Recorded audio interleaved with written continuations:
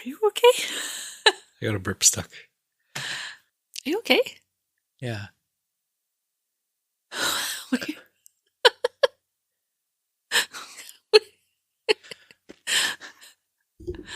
I need to burp, but I cannot burp. I didn't know looking side to side was part of. I'm trying to coax it up. Are you okay? Did you murder someone? And now you're confessing on hot mic? Oh, they'll think I killed them all. I wish there was a video to this. You look like a cat having a hairball. You gonna puke? No. From deep within you. I feel like at any second, one of those huge Sprite burps is gonna come out of you. You want some Sprite? Yeah. You still have some. We do. What is it, from 2 years ago? I think so. Oh, there we go. This is all staying in. Big Stein's onto something. I smell a pennant. Because we watched season 5. Nope. Because we watched season 7, episode 19. The Calzone.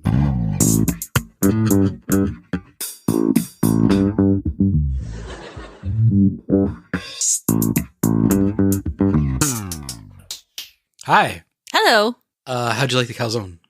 It made me really want a calzone. Have you had a calzone? No. I don't know if I've ever actually had. I've definitely had A panzerotti? panzerotti, which is A not a calzone. real thing. No, it's a real thing. Well, it's just not a calzone. But a panzerotti is a I looked pizza. this up. Isn't it a pizza invention? No, it's a fried calzone. Yeah. Pizza didn't invent it. Oh, I thought I knew it was a fried calzone, but I thought pizza invented it. It's good marketing on their part. No, a panzerotti is a fried calzone. A stromboli It's a boiled calzone. It's an American rolled calzone, either like a tube or a square. God. Oh, that's so much better. And has pizza sauce in it. And calzones and panzerottis aren't supposed to have pizza sauce. Yeah, they're just supposed to have toppings. Well, fillings, innards. Yeah. Okay. Do you want to talk about what's in a calzone traditionally? Before we get into this episode? I mean, I don't know. What is in a calzone traditionally? So it's bread dough. Well, yeah, yeah. Leavened bread dough. Well, this comes up because Steinbrenner says pita. Oh my God. I'm going to have to put a trigger warning at the beginning of this episode. I just got these all out. Bleep them.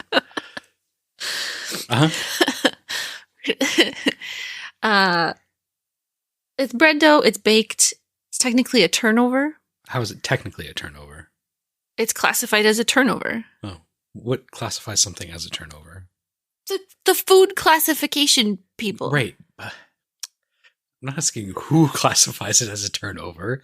What is the criteria for a turnover? We'll have to look that up now. Oh, okay. A turnover is a type of pastry made by placing a filling on a piece of dough, folding it over, sealing it, and then baking it or frying it. How else would you do that? Can be sweet or savory. There's a whole patties, pasties. So is a pasty not a turnover? A pasty is a turnover. Okay, but how would you make a pocket of food that is not a turnover? It's what you call pockets of food that are completely sealed. Yeah. Uh-huh. Like a pita sandwich. That's you cut open a pita, but it's with filling, but it's not sealed and then cooked, is not a turnover. Yeah, for many reasons. My God. I'm just telling you what the internet told me. Okay. So what's in a calzone? Salami, ham, vegetables, mozzarella, ricotta, parmesan. And it says egg, but I think that's just to seal it. There's no egg inside. But that's like every calzone has all of those things? That is the traditional Neapolitan calzone. Huh. So it said ham or veg, but it said definitely salami. So I guess eggplant could be the vegetables that's in it. Sure, yeah. I wasn't expecting eggplant. I was expecting more traditional pizza things. When I threatened to make calzones and I said eggplant in it, you were very taken aback. Well, yeah. Also, where's my calzone? I've been away.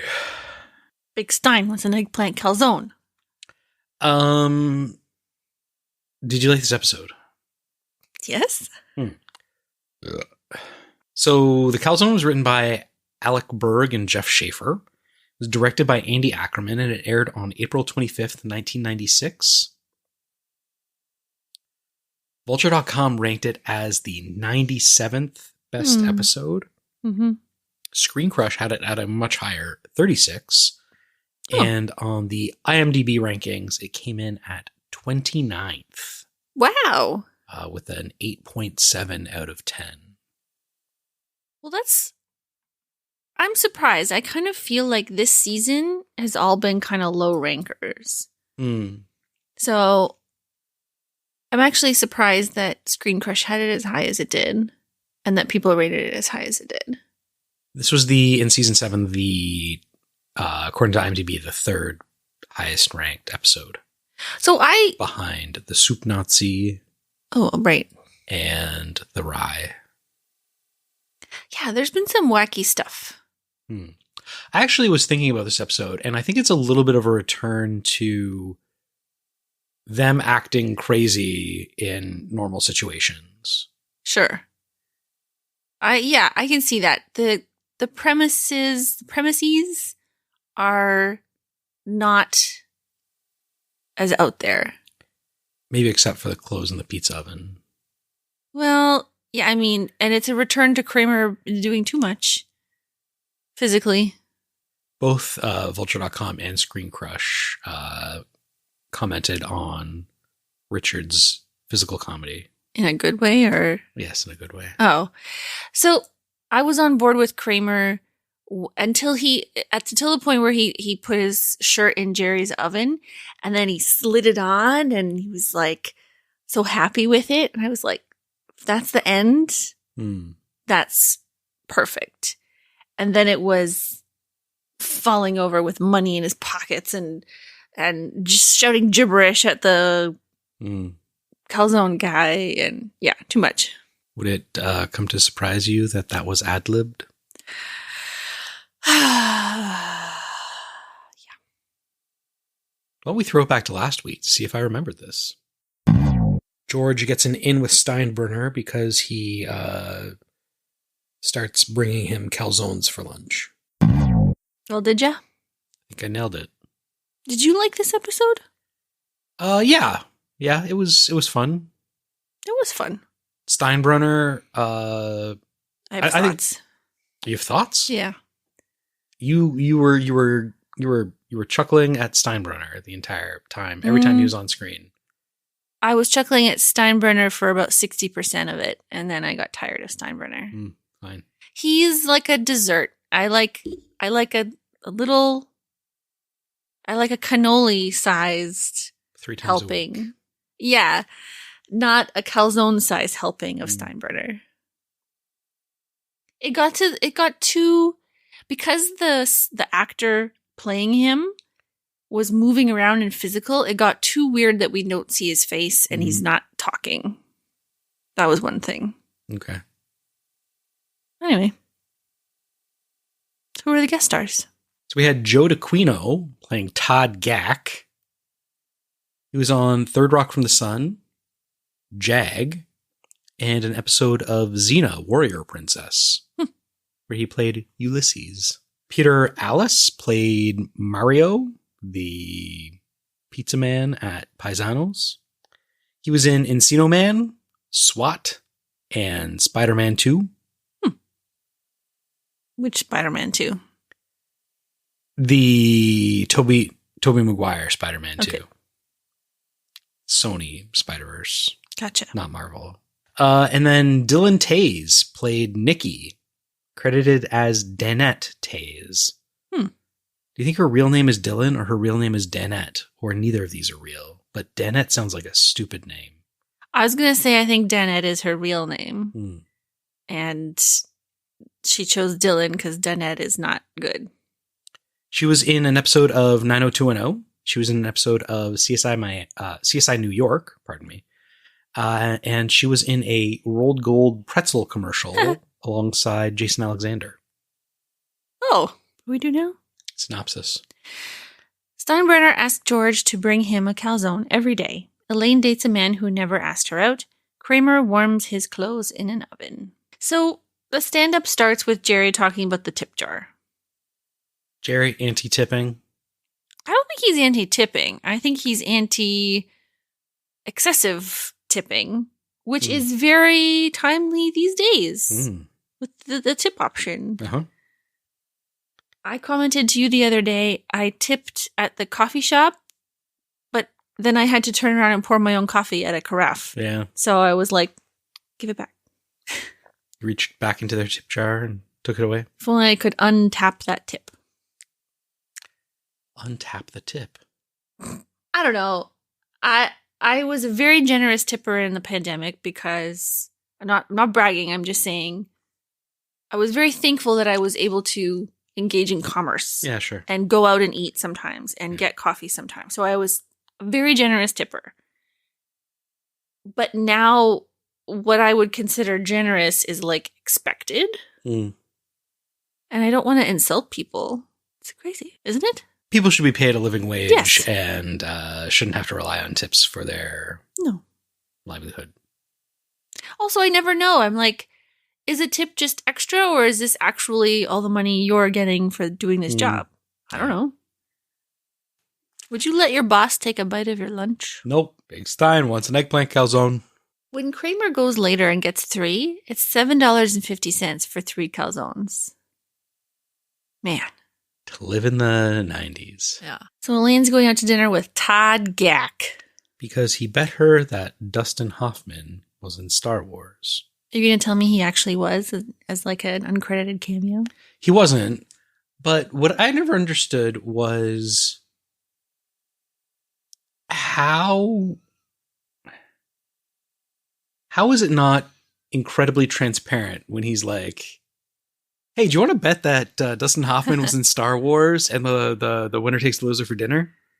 The loser takes the winner to dinner? Yeah.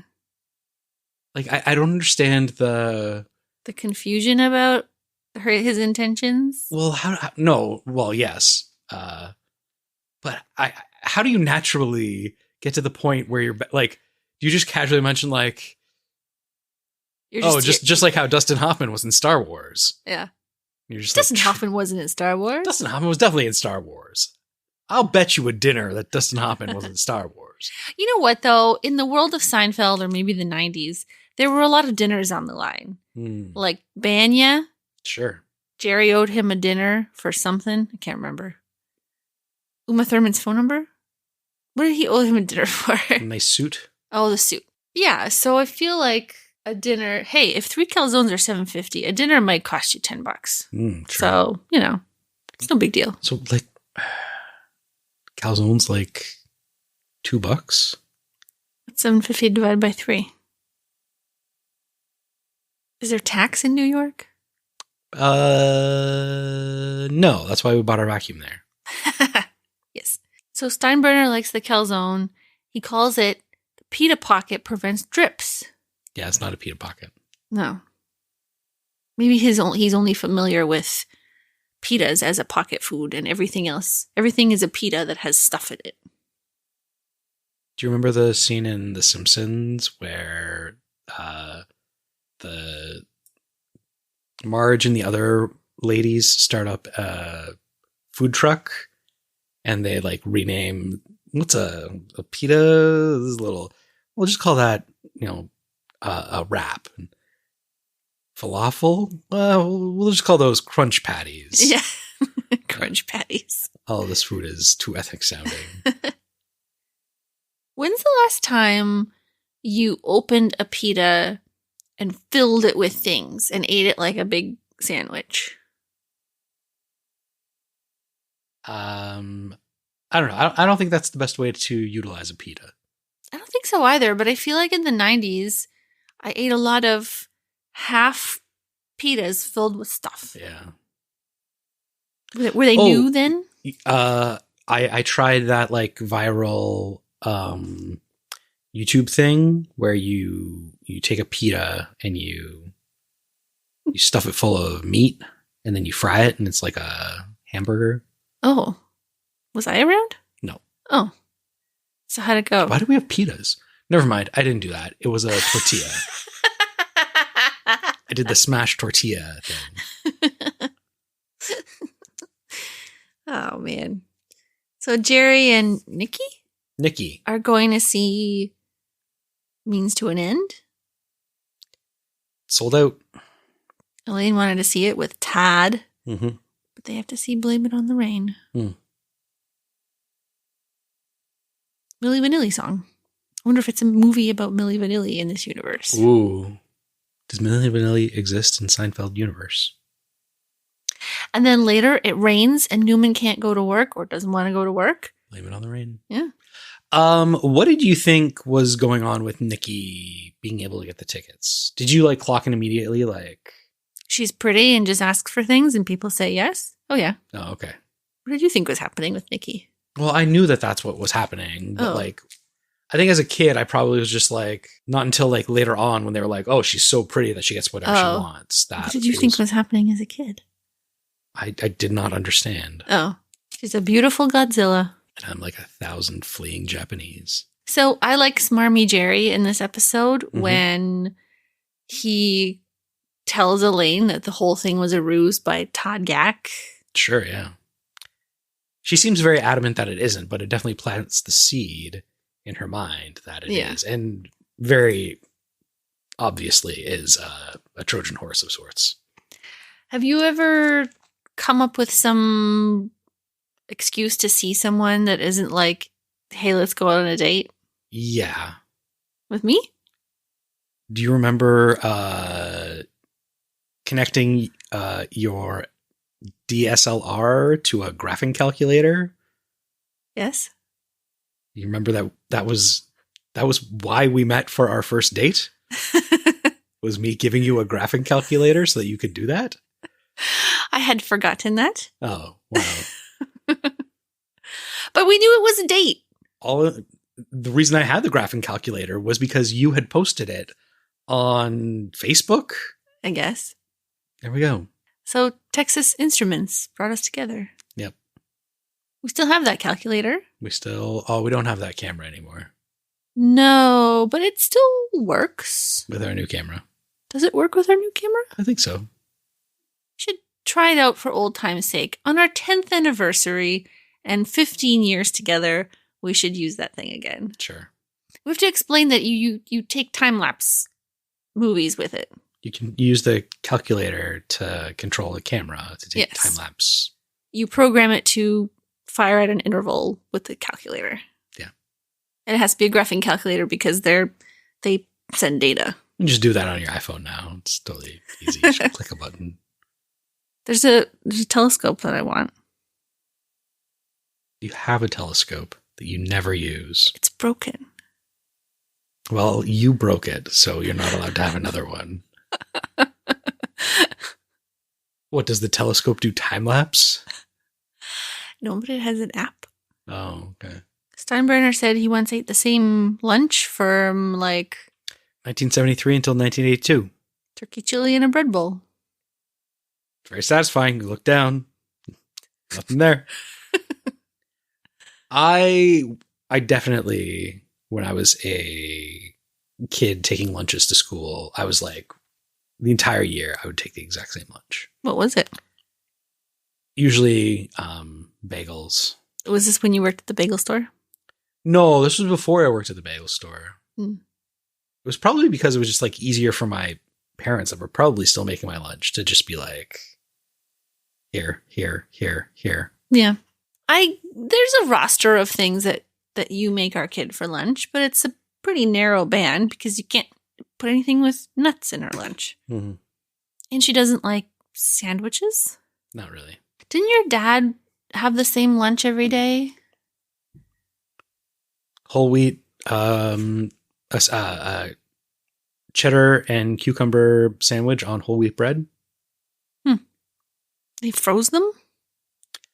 I don't think he froze them. I think he would prepare it the night before and then leave it in the fridge. Okay. I thought you said, or maybe it's someone else, would make like a week of sandwiches and freeze them and then just take one out every day. Our friend did that. Ooh. Yeah. I remember going over to his house and drinking and like going through his fridge to like look for food and like open the freezer and it was just like a bunch of sandwiches in there. So Jerry was going 150 kilometers an hour. Yep. In an 88 or 55 zone. And you really have to give us a ticket, officer. I could hear her eyelashes batting. So she is very blonde. Yes. But she has brown eyes. Yeah. I think maybe she's dyeing her hair. I know blonde people with brown eyes. No. That doesn't happen. Our niece has blonde hair and brown eyes. Maybe. Sorry, your niece. We got into this argument before. Our. Blonde hair and brown eyes is not uncommon. It's kind of uncommon. Let us know, people. Got blonde hair and brown eyes. Well, ask ChatGPT. Yeah. Would you dye your hair redder? My hair color is not as bright as it used to be. Yeah. No. If I was going to dye my hair, I'd dye it something interesting. Like black. Always wanted black hair. Everyone in my family on my dad's side has black hair. They're black Irish. Yeah. It's not fair. They tan, they have black hair. Got it made. Look at me. Would you dye your hair? I have dyed my hair. I've dyed my hair black. Did you dye it blue? I've dyed it both like jet black and also black blue. How did it look jet black? It looked more black. No, I mean, like, how do you think it looked good? I don't know why I chose black. I chose like black blue because it was like teenage whatever, but I think You just wanted your hair to be slightly darker black. I still think that I have brown hair. It is dark brown, but I think it is brown hair. Sure. And so you and our daughter are both saying, no, your hair is black. And I'm like, well, it's not. And I have dyed it darker black. Well, in the rainbow of hair colors, if you put you next to someone with medium brown hair, you would say you have black hair. That could be true.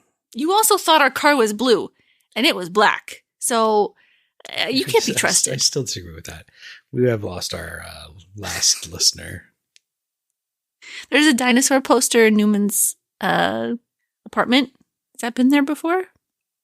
I didn't notice it. I don't know. I don't know which dinosaur, but this was several years after Jurassic Park. Oh, yeah. Maybe it's like a reference to that. Yeah. What do you think about Todd Gack's dating loophole? He can never get rejected.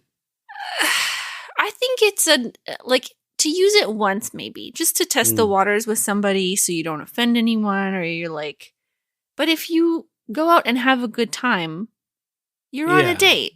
It has become a date, and it's okay to be like, now I will ask you out on another date. Sure. Yeah.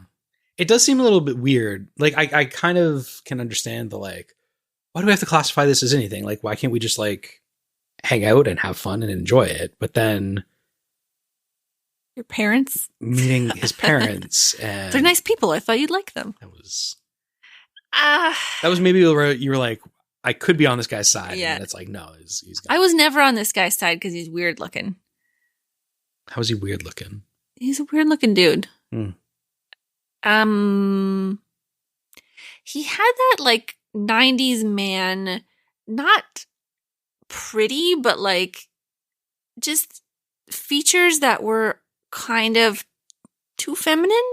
I don't know. Do you know what I mean?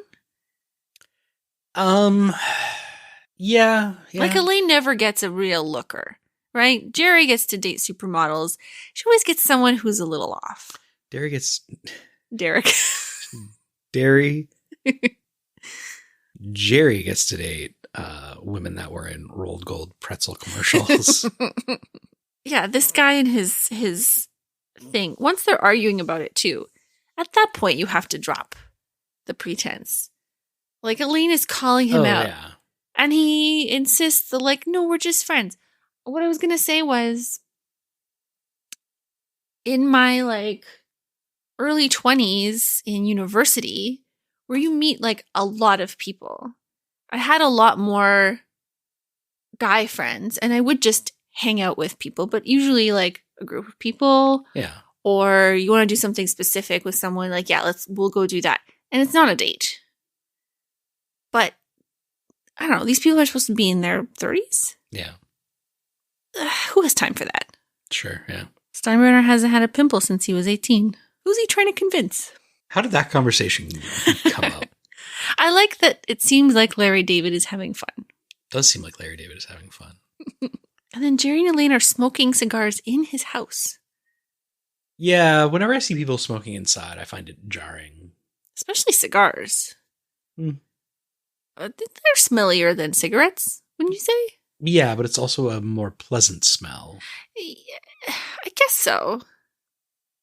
But like, if you're smoking a cigarette, you could like direct it out the window. But like cigar smoke, you just kind of like let out of your face. Uh-huh. You know, it doesn't go as far. Wouldn't you say?